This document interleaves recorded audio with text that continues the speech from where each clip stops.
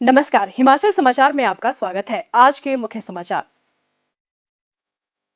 प्रदेश सरकार अगले सत्र से राज्य के 100 स्कूलों में करेगी सीबीएसई पाठ्यक्रम आरंभ। हिमाचल में विद्यार्थियों के सर्वांगीण विकास के लिए सीबीएसई डे बोर्डिंग स्कूल किए जाएंगे शुरू। मुख्यमंत्री ने लांस दफेदार बलदेव चंद की शहादत पर किया शोक व्यक्त। ग्रामीण क्षेत्रों में घर द्वार पर उपलब्ध होगी पशु स्वास्थ्य और नस्ल सुधार सेवाएं। ग्रामीण क्षेत्रों में 1000 युवाओं को प्राप्त होगा रोजगार। मुख्यमंत्री खेत संरक्षण योजना से प्रदेश के किसान हो रहे खुशहाल। 23 लाख रुपए की सोलर फेंसिंग से पाउंटा साहिब के श्री करनैल सिंह की 95 बीघा भूमि हुई सुरक्षित। और अब समाचार विस्तार से। प्रदेश सरकार ने शिक्षा के स्तर व गुणवत्ता मानकों को बढ़ाने और विद्यार्थियों को भविष्य की चुनौतियों के लिए बेहतर रूप से तैयार करने के दृष्टिगत राजकीय वरिष्ठ माध्यमिक विद्यालयों में सीबीएसई पाठ्यक्रम आरंभ करने का निर्णय लिया है। ये पहल हिमाचल प्रदेश स्कूल शिक्षा बोर्ड से संबद्ध स्कूलों और सीबीएसई से संबद्ध स्कूलों के मध्य स्वस्थ प्रतिस्पर्धा को बढ़ावा देगी। इससे विद्यार्थियों और शिक्षकों को बेहतर प्रदर्शन के लिए प्रोत्साहन मिलेगा। प्रत्येक विधानसभा क्षेत्र में कम से कम एक सीबीएसई स्कूल खोला जाएगा ताकि सभी क्षेत्र के विद्यार्थी सुगमता से गुणवत्तापूर्ण शिक्षा प्राप्त कर सके। सीबीएसई पाठ्यक्रम राष्ट्रीय स्तर पर मान्यता प्राप्त और प्रतिस्पर्धात्मक परीक्षाओं के संदर्भ में व्यापक रूप से स्वीकार्य है। इस कदम से हिमाचली छात्रों में अकादमिक प्रतिस्पर्धात्मकता मजबूत होगी, उन्हें उच्च शिक्षा और पेशेवर करियर के अवसर प्राप्त होंगे। साथ ही विद्यार्थियों को 21वीं सदी की चुनौतियों के लिए मदद मिलेगी। इस व्यवस्था को लागू करने के लिए इन स्कूलों के लिए एक अलग सब कैडर बनाया जाएगा। मौजूदा शिक्षकों को सीबीएसई सब कैडर चुनने का विकल्प दिया जाएगा। प्रधानाचार्य, शिक्षक और गैर शिक्षण कर्मचारियों का चयन योग्यता, अकादमिक उत्कृष्टता, सह पाठ्यक्रम गतिविधियों में योगदान और अन्य प्रासंगिक कारकों के आधार पर किया जाएगा। कर्मचारियों को प्रोत्साहित करने के लिए मौद्रिक और गैर मौद्रिक दोनों प्रकार की प्रदर्शन आधारित प्रोत्साहन योजना भी आरंभ की जाएगी। मुख्यमंत्री ठाकुर सुखविंदर सिंह सुक्खू के मार्गदर्शन में प्रदेश सरकार शैक्षणिक परिणामों में सुधार, समावेशी शिक्षण वातावरण का निर्माण और विद्यार्थियों के सर्वांगीण विकास के लिए अनुकूल वातावरण तैयार करने के लिए प्रतिबद्ध है। प्रदेश सरकार का उद्देश्य राज्य के स्कूलों को न केवल हिमाचल बल्कि पूरे देश के लिए शिक्षा के उत्कृष्ट मॉडल के रूप में विकसित करना है। सीबीएसई संबद्ध सरकारी स्कूल डे बोर्डिंग संस्थानों के रूप में भी कार्य करेंगे और विद्यार्थियों के चहुमुखी विकास पर विशेष ध्यान केंद्रित करेंगे। अकादमिक शिक्षा के अलावा प्रदेश सरकार द्वारा विद्यार्थियों के पोषण, खेलकूद, कला, कौशल विकास, सुधारात्मक शिक्षण, परामर्श, करियर मार्गदर्शन और कोचिंग पर भी विशेष ध्यान दिया जाएगा। इन पहलों को सफलतापूर्वक लागू करने के लिए आवश्यकता के आधार पर अतिरिक्त पद भी सृजित किए जाएंगे। मुख्यमंत्री ठाकुर सुखविंदर सिंह सुक्खू ने लांस दफेदार बलदेव चंद की शहादत पर शोक व्यक्त किया है। बलदेव चंद 4 राष्ट्रीय राइफल्स बिहार के जवान थे और जम्मू कश्मीर में आतंकियों के साथ मुठभेड़ के दौरान शहीद हुए। वे जिला बिलासपुर की झंडुता तहसील के गगलोह गांव से संबंध रखते थे। मुख्यमंत्री ने कहा कि श्री बलदेव चंद ने देश की सीमाओं की रक्षा करते हुए अपने प्राण न्यौछावर किए हैं। उनके इस सर्वोच्च बलिदान को सदैव याद रखा जाएगा। उन्होंने कहा कि प्रदेश सरकार इस दुख की घड़ी में शोक संतप्त परिवार के साथ है और उन्हें हर संभव सहायता प्रदान की जाएगी। उन्होंने परमपिता परमात्मा से दिवंगत आत्मा की शांति और शोक संतप्त परिजनों को इस अपूर्णीय क्षति को सहन करने की शक्ति प्रदान करने की प्रार्थना की है। पशुपालन क्षेत्र में स्थानीय युवाओं की भागीदारी बढ़ाने और राज्य में पशु चिकित्सा सेवाओं तथा नस्ल सुधार की सुविधाओं को सुदृढ़ करने के लिए राज्य सरकार ने पशु मित्र नीति 2025 शुरू की है। इस नीति के तहत प्रारंभिक चरण में 1000 युवाओं को प्रशिक्षण देकर ग्रामीण क्षेत्रों में पशु मित्र नियुक्त किए जाएंगे। इस नीति का मुख्य उद्देश्य पालतू पशुओं की त्वरित स्वास्थ्य आवश्यकताओं को पूरा करना है।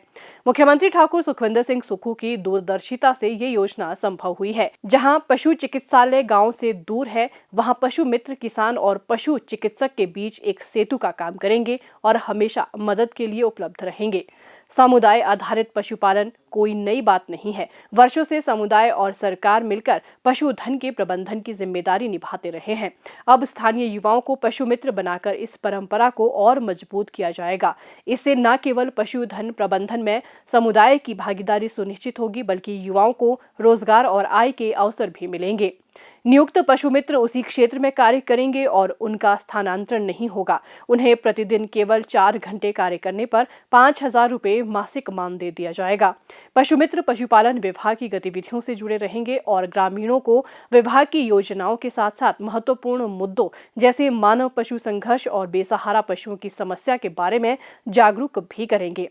पात्रता के लिए उम्मीदवार संबंधित ग्राम पंचायत या नगर निकाय का निवासी होना चाहिए। उनकी जिम्मेदारियों में पशु चिकित्सालयों और पशुधन फार्मों में कार्य करना, 14, 26 और 35 लीटर क्षमता वाले तरल नाइट्रोजन के कंटेनर उठाना, बड़े पशुओं जैसे गाय, भैंस, घोड़े, खच्चर आदि को संभालना और सुरक्षित करना शामिल होगा। गर्भावस्था राशन योजना के अंतर्गत उन्हें 50 किलो तक के चारे की बोरियां उठाकर लाभार्थियों तक पहुंचानी होगी। इसके लिए उन्हें शारीरिक परीक्षा से गुजरना होगा, जिसमें 25 किलो तक का वजन उठाकर 100 मीटर की दूरी 1 मिनट में तय करनी होगी। योजना के तहत पशु मित्र नियुक्ति समिति गठित की गई है, जिसमें उपमंडल अधिकारी या उनके प्रतिनिधि अध्यक्ष होंगे। वरिष्ठ पशु चिकित्सा अधिकारी सदस्य सचिव और संबंधित पशु चिकित्सक सदस्य होंगे। ये समिति पशु मित्रों की चयन प्रक्रिया और कार्यप्रणाली पर नजर रखेगी। पशु मित्र घर घर जाकर पशुओं की जांच करेंगे, प्राथमिक उपचार देंगे, टीकाकरण करेंगे और किसानों को पशुओं की देखभाल के बारे में सिखाएंगे।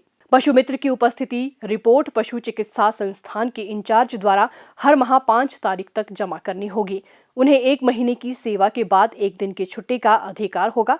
साल में अधिकतम 12 छुट्टियां मिलेगी। इसके अतिरिक्त रविवार और राजपत्रित अवकाश भी मान्य होंगे। महिला पशु मित्रों को यदि उनके 2 से कम बच्चे हैं, 180 दिन की मातृत्व अवकाश तथा गर्भपात की स्थिति में 45 दिन की अवकाश की सुविधा दी जाएगी। पशु मित्र नीति से न केवल रोजगार के अवसर उपलब्ध होंगे, बल्कि ये पशुधन के प्रति प्रेम, देखभाल और संवेदनशीलता का प्रतीक भी है। इससे समुदाय की सक्रिय भागीदारी भी सुनिश्चित होगी। राज्य सरकार प्रदेश के मेहनतकश किसानों को उनकी मेहनत के बेहतर दाम दिलवाने के लिए प्राथमिकता से कार्य कर रही है। मुख्यमंत्री ठाकुर सुखविंदर सिंह सुक्खू के नेतृत्व में प्रदेश सरकार की जनहितैषी और कल्याणकारी योजनाओं से प्रदेश के किसान लाभान्वित हो रहे हैं। किसानों की फसलों को सुरक्षित करने के उद्देश्य से प्रदेश में मुख्यमंत्री खेत संरक्षण योजना का क्रियान्वयन किया जा रहा है। इस योजना के लाभार्थी पांवटा साहिब के हरिपुर टोहाना के निवासी श्री करनैल सिंह का कहना है कि अब उन्हें उनकी मेहनत के पूरे दाम मिल रहे हैं। पहले हर वर्ष जंगली जानवरों और पशुओं के कारण उन्हें भारी नुकसान झेलना पड़ता था। उन्हें रात भर जागकर अपनी फसलों की रखवाली करनी पड़ती थी। ऐसे में उन्हें खेती घाटे का सौदा लगने लगी थी। अब उन जैसे किसानों के लिए मुख्यमंत्री खेत संरक्षण योजना नई उम्मीद लेकर आई। योजना का लाभ उठाने के लिए उन्होंने 3 क्लस्टर बनाकर आवश्यक दस्तावेजों सहित पूर्ण प्रक्रिया के साथ आवेदन किया। उन्हें योजना के तहत सोलर फेंसिंग के लिए 16,18,000 रुपए का अनुदान प्रदेश सरकार द्वारा दिया गया।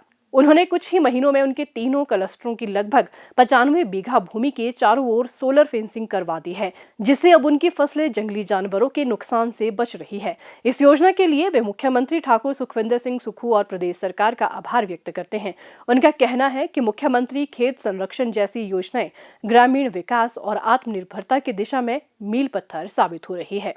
ये जो स्कीम थी मुख्यमंत्री खेत संरक्षण योजना के तहत हमें सरकार ने एग्रीकल्चर डिपार्टमेंट से पता चला था कि ये स्कीम आई है किसानों के लिए, तो मेरा नाम भी इसमें आया। इसमें सरकार ने हमें 23 लाख रुपया सरकार की तरफ से था, जिसमें हमें 7 लाख रुपया हमें अपनी तरफ से देना पड़ा।